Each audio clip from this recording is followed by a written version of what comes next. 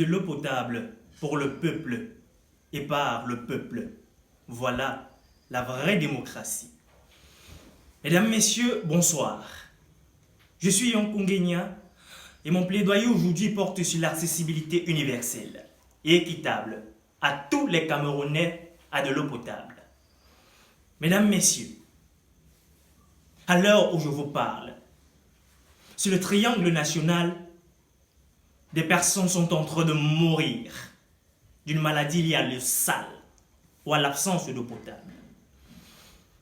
Selon l'enquête de démographie et de santé réalisée par l'Institut national des statistiques au Cameroun en 2018, tenez-vous bien,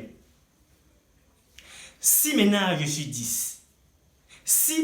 sur 10 n'utilisent pas l'eau qui provient de leur robinet qui se trouve dans leur logement, c'est-à-dire chez eux. Encore des chiffres accablants. D'après une étude réalisée par l'association Water for All, écoutez bien, mesdames, messieurs, car c'est grave. 85% des ménages au Cameroun n'ont pas accès à de l'eau potable. Ceci engendrant 68% des cas de typhoïde, 75% des cas de diarrhée. On peut débattre de tout, sauf des chiffres. Et au Cameroun, ils sont alarmants.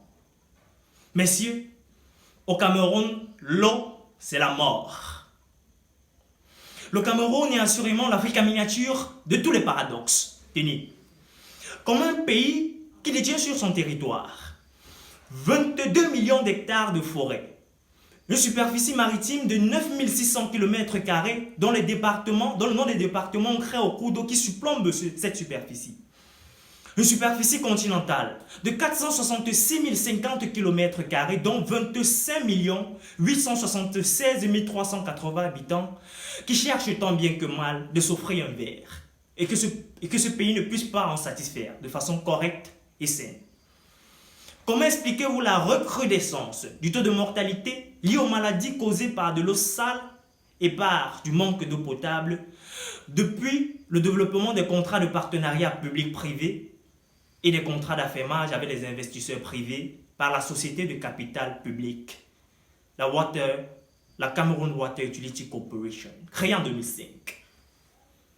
Face à la mendicité de la population pour cette eau potable, quelle est la solution?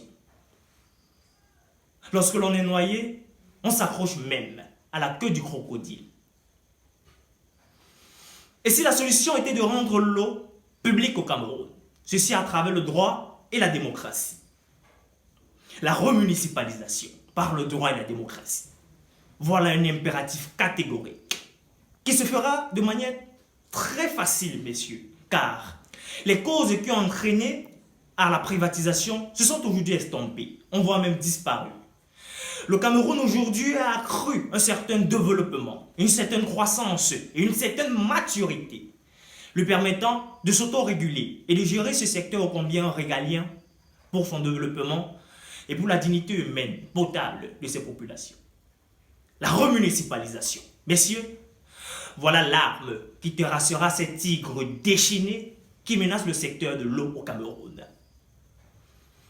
Thomas Sankara disait « Vaut mieux de l'eau potable pour tout le monde que du champagne pour certains. » Voilà, messieurs. Il ne me reste plus rien à prouver. Tout est dit. Oh que non.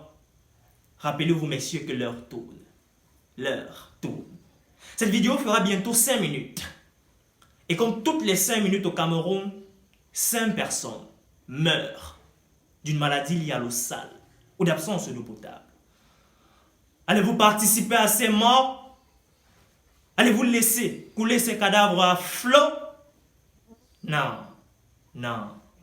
Vous le savez autant que moi que le sang est plus épais que l'eau. De l'eau potable pour le peuple et par le peuple. Voilà là la vraie démocratie. Je vous remercie.